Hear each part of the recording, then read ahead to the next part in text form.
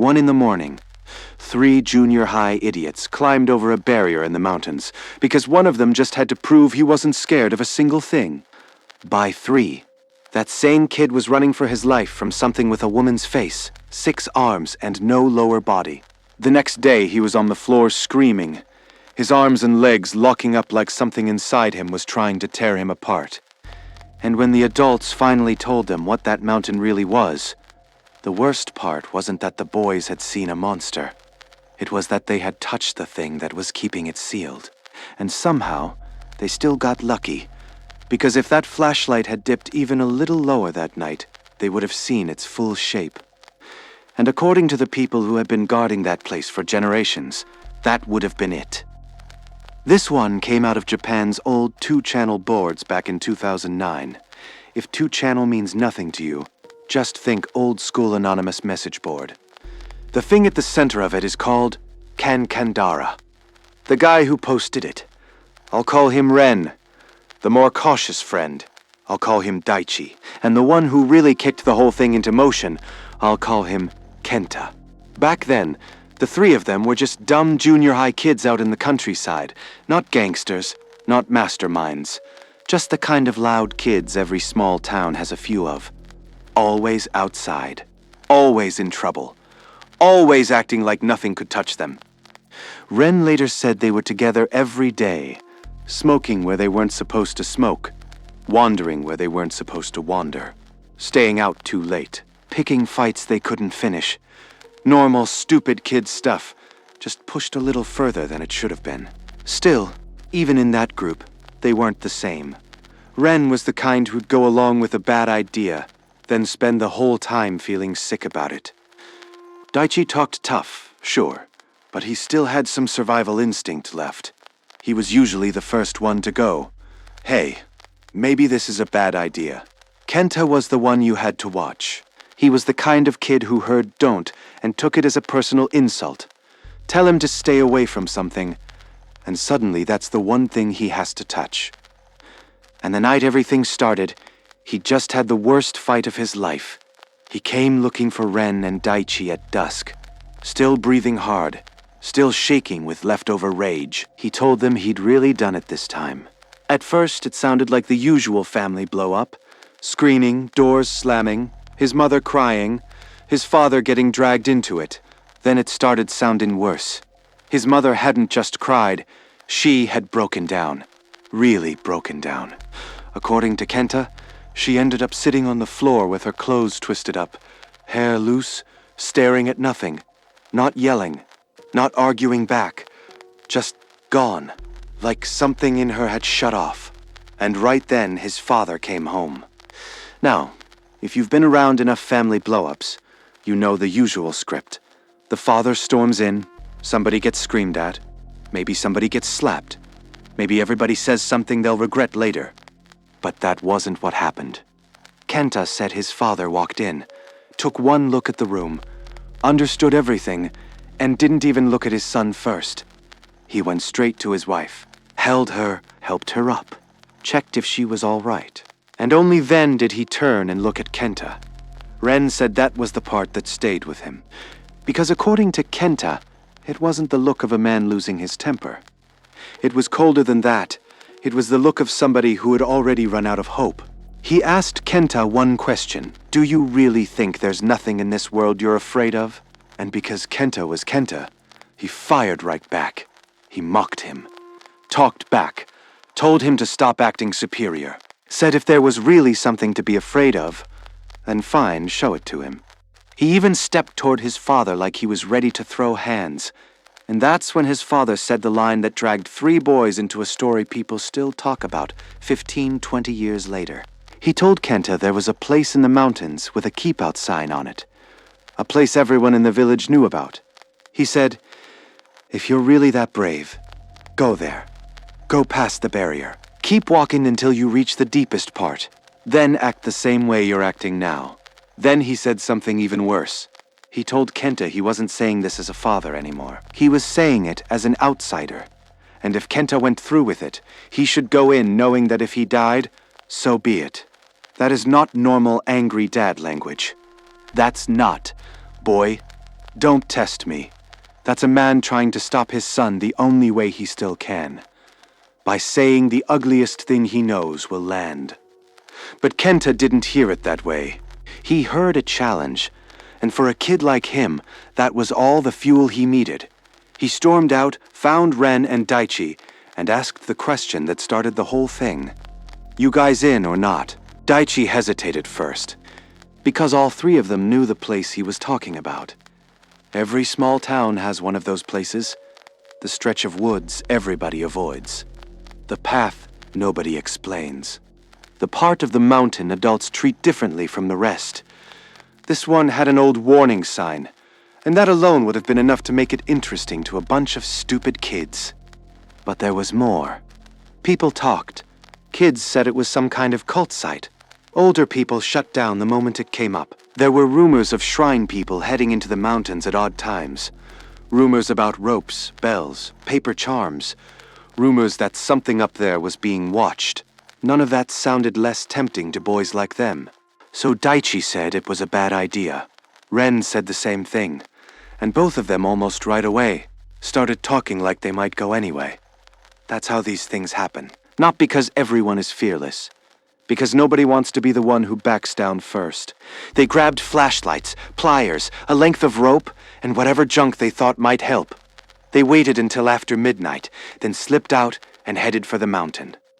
By Ren's count, it was a little after 1 in the morning when they entered the woods.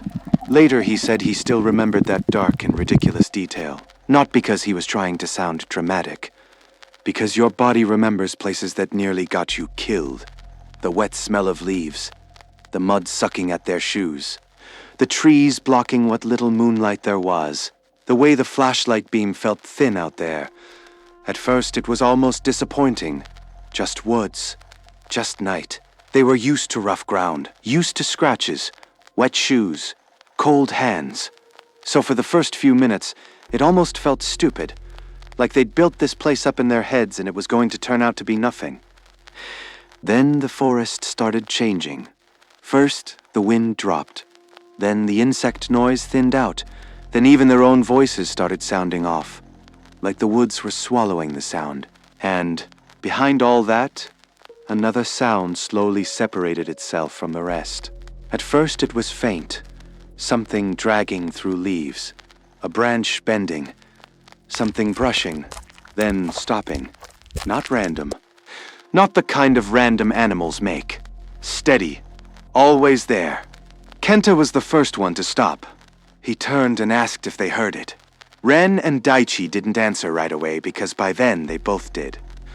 The sound was far enough back that they couldn't place it, but not so far that they could ignore it either. So they tried the usual excuses. Wild dog, raccoon, boar, whatever. But after another stretch of walking, Kenta decided to test it. He told Daichi to walk ahead a few steps, then come back. Daichi thought that was stupid, but he did it. He went forward. The thing in the dark seemed to go forward. He came back. The sound shifted back with him. Then, Kenta did it himself. A few steps. Stop. Back up. Stop. Same result. That was the moment the fear changed. Because before that, you could still tell yourself, okay, there's something in the woods. After that, it became something else. There's something in the woods, and it's matching us. We walk, it walks. We stop, it stops. We move, it keeps the same distance. And if you've ever been somewhere dark and realized something isn't just nearby but tracking you without hurrying, then you already know why that feels worse than a full attack. An animal charging you is one kind of fear. Something patient is another. They kept going, partly because they were scared to run, partly because they were already too deep in to turn around without admitting they'd messed up. And eventually, after 20 minutes or so, they found the barrier. Ren said calling it a fence doesn't really feel right. It was more like a boundary people had built, reinforced and marked again and again. About 2 meters high, thick rope, wire, bells, zigzag paper streamers. If you're not used to Japanese shrine imagery, those paper streamers and that heavy braided rope aren't just decorations.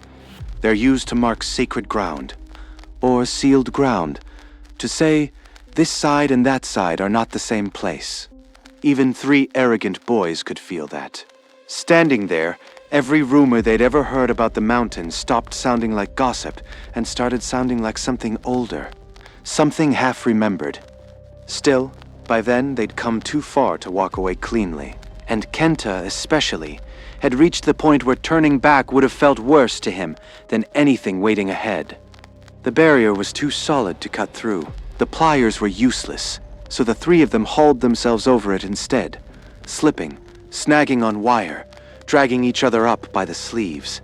And the second Ren dropped to the other side, he felt it. The air was wrong. His legs got heavier. His chest tightened. Even breathing felt harder than it had a second earlier. Not panic. Not yet. More like the place itself wanted them out. Still, they kept going. 10 minutes. 20. Maybe 30. Then they saw the center. 6 trees around a clearing, tied into a clean hexagon with thick Shemenoa rope and white paper streamers. Dead center sat a weather-beaten wooden box. From a distance, it looked a little like a shrine offering box. A seisin box, the kind people toss coins and prayers into. But this didn't feel peaceful. It felt kept up, closed off, watched. The sides of the box were marked with different family crests. None repeated. Later, Mr. Mori would tell them those crests weren't random.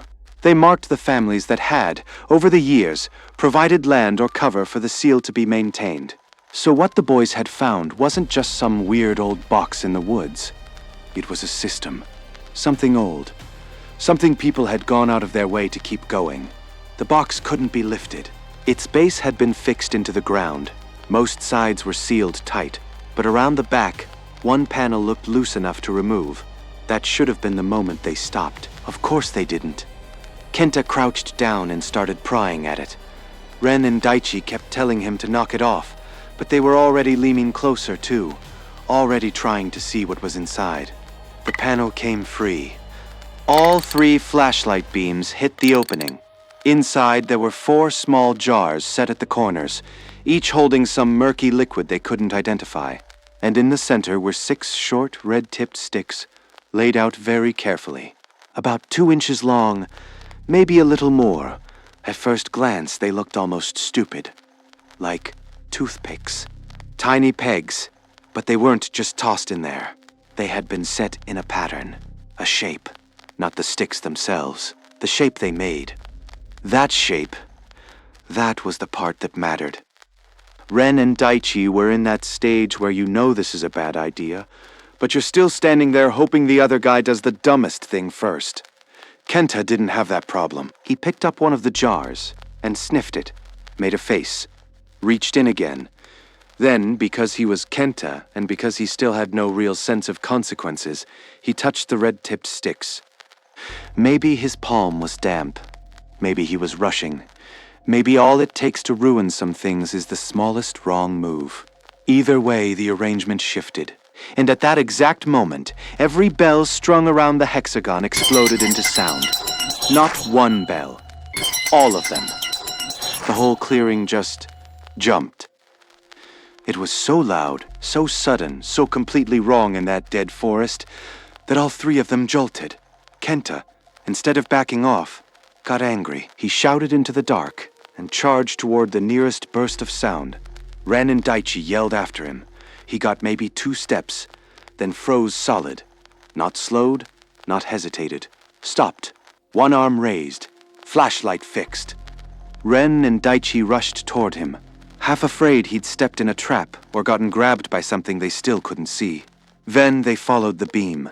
At the base of one tree, half a woman's face was peering out from the dark. That was the first thing they saw. Half a face, a mouth stretched too wide, teeth visible, one eye looking straight back into the light. It didn't move like something surprised to be found. It looked like it had been waiting for them to look in the right place. After that, everything broke. Somebody screamed. Ren never knew who. Then all 3 of them turned and ran. Not neatly, not together. Just blind survival. Branches hit their faces. Mud grabbed their shoes. Flashlight beams jerked all over the trees while they tore back toward the barrier. When they reached it, they scrambled up like animals. Daichi was the one who got stuck. His legs had gone weak. He kept slipping. Ren and Kenta were yelling themselves raw at him to move faster, pull harder, do something. Then the bells screamed again. The entire barrier started shaking. And when they looked back, they saw the body attached to the face. Not the whole body. That matters. What they saw was the upper half of a woman. Bare torso, 6 arms, 3 on each side. It was moving across the barrier in a way no human thing should move. Those hands were fast. Too fast. Grabbing wire, rope, knots, wood, hauling itself along so quickly it barely looked like climbing at all. That was the image that stayed with Ren. Not because it was the clearest view. Because it wasn't. Later, he realized none of them had seen the lower half. Not the real one. Not the full shape. At the time, though, none of that mattered. All that mattered was getting out. Daichi finally made it over. He more or less fell off the barrier onto the other side, taking Ren and Kenta with him in the scramble. Then all 3 of them were up and running again, not daring to look back, not daring to split up. And then, lights. Voices, people. Villagers were waiting near the edge of the mountain. That was almost worse in its own way, because it meant the adults had known enough to expect this. They knew somebody might go in. They knew something might come out. They knew roughly when to be there. The boys were loaded into cars and taken to the village meeting hall. It was after 3 in the morning by then. Ren's mother and sister were crying. Daichi's father looked like he was 1 second from knocking him senseless. Kenta's mother could barely stand. The boys got slapped, shouted at, yanked around. But what struck Ren most was that nobody would explain the mountain. The adults talked around it. They talked logistics. They talked next steps. But nobody said what it was. The second round of the nightmare started the next afternoon. Ren was still exhausted when his sister hauled him awake and told him Kenta's house had called. Something was wrong. Very wrong. By the time Ren and Daichi got there, they could hear Kenta screaming from outside. Inside, he was on the floor, limbs locked stiff, twisting and flailing 1 second, then going completely rigid the next, crying out in pain over and over like something inside him was wrenching his bones apart. His back kept bowing off the floor. His joints were popping hard enough for them to hear it. Every few seconds, it looked like something invisible was pulling on him from inside his arms and legs. Not feverish. Not injured. Not anything a normal boy should look like after 1 bad night in the woods. His mother was barely holding together. She said he had come home shaken, then kept getting worse through the night, until it became this. No medicine helped. No one understood it. Doctors couldn't make sense of the symptoms. Ren and Daichi tried calling his name, tried holding him down, tried talking to him. Nothing reached him. Then his mother asked the question that finally mattered. Not what did you see, what did you do? That was the question. Not the face, not the chase, not the bells. What did you touch? Ren and Daichi forced themselves back through the memory until they landed on the center of the box. The jars. The red-tipped sticks. The pattern. And once they admitted that Kenta had disturbed the arrangement, his mother's face lost all its color. She went to a drawer, pulled out a paper with a number on it, and made a call. When she hung up, she didn't explain much. She just told them to come back in 2 days and be ready to travel. She would deal with the parents, and they were not to ask questions. 2 days later, Ren, Daichi, and Kenta's mother were taken deep into the mountains, farther than any of them had ever gone. Train, car, more road. Then finally a village so isolated it felt less like a place people lived and more like a place something old had been allowed to stay. At the far edge of that village stood a large old house with side buildings and storage sheds. A proper estate. The kind of place that tells you, before anyone says a word, that rules live here. They were greeted by a middle-aged man in a suit and a young woman in shrine robes. Ren said the man had the look of somebody with no time for nonsense and even less patience for stupidity. I'll call him Mr. Mori. The young woman was named Aoi. And if you don't know the term, Aoi was basically a shrine maiden, a miko. In stories like this, once a miko shows up, you're usually already past the safe part. Mr. Mori made them tell the story from the beginning, every detail. And the second they got to the 6 red-tipped sticks being moved, he cut in. Who changed the shape? Not who opened the box, not who touched the jars, who changed the shape. Aoi followed with a calmer question. Did you see all of her? At first, Ren and Daichi just stared at them. Why did that matter so much? Then Mr. Mori laid it out. There were 2 ways this could turn into a complete disaster. First, changing the central shape in the box. Not the jars, not the wood. The shape those 6 red-tipped sticks arranged in that exact pattern. According to Mori, that shape stood in for the Shrine Maiden herself. Second, seeing the thing's full appearance after the Shrine Maiden and the serpent had become one. Normally, he said, those 2 happened together. You broke the center, you saw the truth. You saw the truth, you were done. So when they first heard that Kenta had moved the shape, they assumed the worst. Then Ren and Daichi described what they had actually seen. A woman's upper body, 6 arms, a face. No lower half. That changed everything. Mister? Mori and Aoi looked at each other differently after that. Because to them it meant Kenta had triggered one part of the danger, but had not fully crossed into the other. And that was when the name finally came out. Kankandara. If you spend enough time around Japanese horror, sooner or later that name shows up. Then Mori told them the part that really mattered. Kankandara was not just some random mountain spirit. Long ago, a man-eating serpent was tearing through that region, and a shrine lineage sent one of its strongest shrine maidens to kill it. She fought it. She almost won. But the serpent took her lower body. And then the people she had tried to save did the unforgivable thing. They gave her up. The details shift a little depending on who's telling it, but the core stays the same. Things got bad. The villagers chose themselves. Instead of saving the woman who had risked everything for them, they handed her over. Some versions say even people from her own side were part of it. So she didn't just die in pain. She died abandoned. Used. Sold off. And if you've heard enough Japanese ghost stories, you know what that kind of death usually becomes. Her rage, humiliation, grief, and unfinished duty got tangled up with the serpent's own monstrous nature. And what came out of that was Kankandara. Not just a woman, not just a snake, not just a ghost, a fused thing born out of betrayal, pain, and something sacred turning rotten. Mr. Mori told them the seal they had broken was old, very old.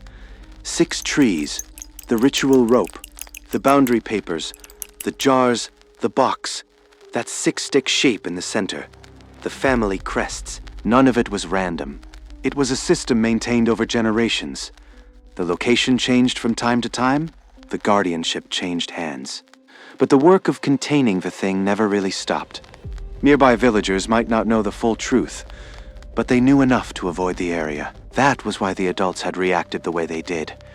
That was why Kenta's father had said what he said. He probably knew exactly what that mountain was. Maybe not every detail, maybe not the whole structure, but enough. Enough to understand that if his son really went in there and started touching things, the consequences could go way past normal family tragedy and into something nobody in the village could clean up. Mr. Mori added one more thing. What chased the boys that night may not have been the sealed, complete Kankandara.